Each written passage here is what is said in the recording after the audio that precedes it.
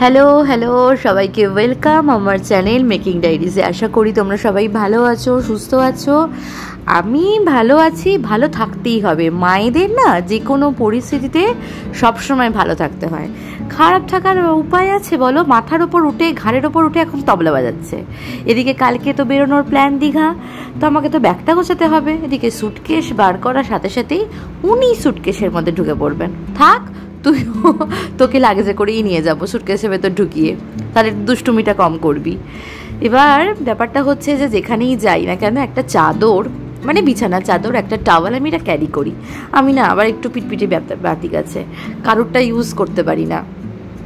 কিন্তু ব্যাপারটা হচ্ছে রিওর জামা কাপড়গুলো তো নেব, দেখো সব মেঝেতে ফেলে দিয়ে ওর 4টি প্যাম্পার্স সুটকেসের মধ্যে ঢুকিয়ে দিল।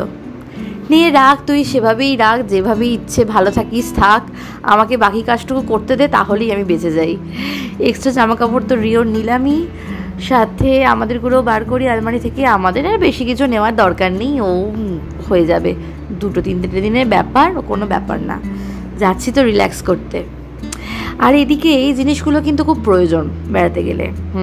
এগুলো আমি ব্যাগে সবসময়তে ক্যারি করি, কোথাও যাই না যাই। আর হচ্ছে রিওর মেডিসিন, এগুলো কিন্তু খুব প্রয়োজন, মানে ভীষণ প্রয়োজন। বাচ্চা যদি সুস্থ থাকে, ভালো থাকে, তাহলে মা বাবা একদম খুশি। তো ওর যা যা প্রয়োজনীয় ওষুধ, যেগুলো ধরো ডক্টর প্রেসক্রাইব করেছে, যে ওষুধগুলো ও নেয়, সেই ওষুধগুলো ফর এমার্জেন্সি আমি কোথাও বেড়াতে গেলে নিয়ে যাই। তার মধ্যে তো যেমন পেটের গন্ডগোলের আছে, বমির আছে, জ্বরের আছে, ওআরএস আছে, আর সর্দিটা তো লেগে আছেই, তাই ওর এই লিভোলিন এটাও খায়, এটাও নিয়ে নিলাম। এবার তোমাদের দেখাই আমি ঠিক ব্যাকপ্যাকে আমি কী কী জিনিস ক্যারি করছি। ফার্স্ট প্রায়োরিটি হচ্ছে রিওর জন্য, আর মেকআপ টেকআপ ওর সব এখন সেকেন্ডারি হয়ে গেছে, বুঝলে তো। এখন ফার্স্ট প্রায়োরিটি রিওই।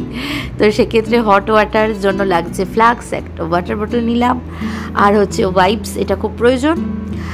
আর যেগুলো লাগবে সেটা হচ্ছে চারিদিকে খাওয়ার সময় ছড়ানোর থেকে ডিসপোজাল প্লেট ওতে দিয়ে দিই, ও যা খাবার খেয়ে বাকিটা আমি ইউজ অ্যান্ড থ্রো। বিস্কিট তো রাখতেই হবে। আর 2টো টিফিন বক্সে, একটাতে রেখেছি রিওর টিফিন নিয়েছি, আর কিছু প্লাস্টিক নিয়েছি, আর একটাতে ড্রাই ফ্রুটস আছে, হলো ওকে দেওয়া যেতে পারে। তো সেক্ষেত্রে এই জিনিসগুলো, প্লাস্টিকটা তো নিতেই হবে পটি ফেলার, বুঝতেই পারছো। এবার ব্যাপারটা হচ্ছে আমাদের সকালবেলা বেরোনোর প্ল্যান। কি হয়েছে, ট্রেনটা আমাদের হয়েছে একটু লেট, মানে ট্রেনের টাইম হয়ে গেছে চেঞ্জ। সেক্ষেত্রে আমাদের প্ল্যান হলো যে তাহলে আমরা বাই কার যাব। তার জন্য আমি সকাল সকালে রান্না করেছি ডাল সেদ্ধ, আলু সেদ্ধ, ভাত, আর হচ্ছে চিচিঙ্গে ভাজা। এদিকে আমার রিও বেরোনোর সময় ডগিটাকে কোলে নিয়ে নিয়েছে, বলছে আমি একে নিয়ে দীঘা যাবো। না শোন, তুই যদি একে নিয়ে দীঘা যাস, এই কিন্তু তোর কোলেই থাকবে, কারণ 2টো ডগিকে একসাথে আমি ক্যারি করতে পারবো না।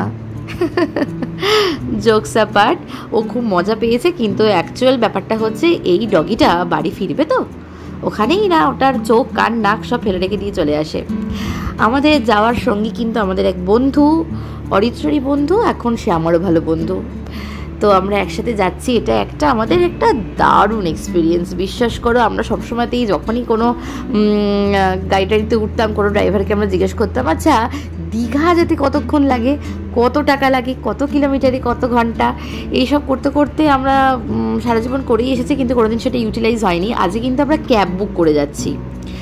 এত কথা বলতে বলতে সকালবেলা সেই বেরিয়েছি, ডাল সেদ্ধ আলু সেদ্ধ, সে কি আর থাকে, কখন হজম হয়ে গেছে।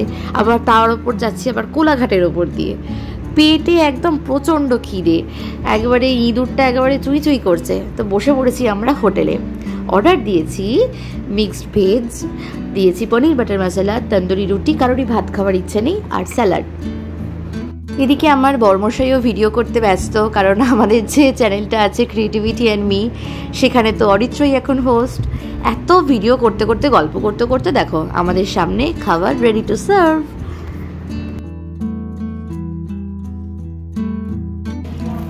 তো তরকারি আলাদা করে কোনো টেস্ট নেই, দুটোই সেম। মিক্সড ভেজটা না হয় ঠিক আছে, কিন্তু পনির বাটার মশলাটা যেটা এক্সপেক্ট করছিলাম একটু অন্তত বাটিনের গন্ধ থাকবে, দুটো সেমই চলে রান্না, আলাদা করে কোনো টেস্ট। তো রিওর জন্য ঠিকঠাক। হ্যাঁ, রিও তো যেহেতু কোনো স্পাইসি না, মানে খুব একটা ঠিকঠাক একদম বাড়ির মতো। যখন প্রায় ওই ধরো 4.5 ঘন্টার মতো আমরা অতিবাহিত করে এলাম, যখন নিজেরা রিয়েলাইজ করলাম যে কেন কোমর এবং পাটা এত চিনচিন করছে, এটা ভাবতে ভাবতেই দেখলাম কাঁথি শহর।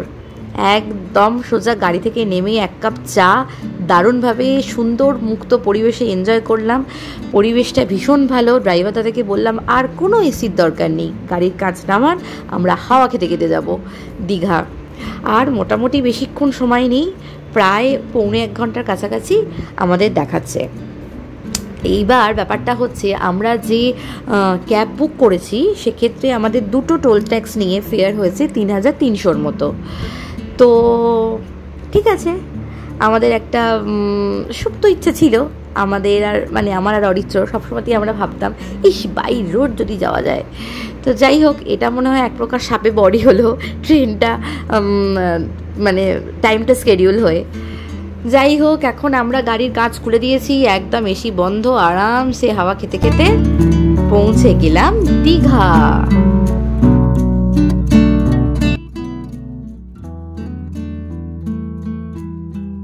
বাজে এখন ওই 5:15টার মতো। আমরা পৌঁছে গেছি ওল্ড দীঘাতে হোটেল ইউটোপিয়া।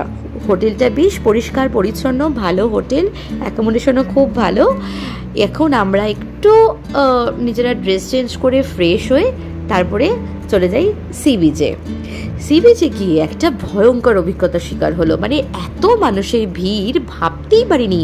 আমি লাস্ট গেছিলাম হয়তো 2014 সালে, প্রায় 10 বছর আগে। তখন দীঘা একটু অন্যরকম ছিল। অফকোর্স যত বছর যাবে, যত দিন যাবে, তত তো সব কিছুই পরিবর্তন হবে। তো এখন মানুষের আরও বেশি ভিড়।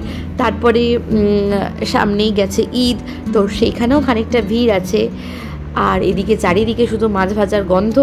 এসব নিয়ে ভাবলাম বেশিক্ষণ আর সি বিচে তো দাঁড়ানোও যাচ্ছে না, বসাও যাচ্ছে না, চলো খাবার নিয়ে আমরা যে যার হোটেলে গিয়ে সেখানে এনজয় করি। থাকবো তো আজকে রাতটাই, কালকে সকালবেলা মন্দারমণি। এখান থেকে রিওর জন্য মিষ্টি নিলাম, কারণ ও রুটি দিয়ে মিষ্টি খাবে, আর আমাদের হচ্ছে রুমালি রুটি, তড়কা, কাবাব। একটু বেশি আজকে বকবক করতে করতে ভিডিওর লেন্থটা একটু বড় হয়ে গেল। যদি তোমাদের ভালো লাগে তাহলে ডেফিনেটলি তোমরা ভিডিওটা পুরোটা দেখবে। সবাই সুস্থ থেকো, ভালো থেকো, দেখা হচ্ছে খুব শিগগিরই।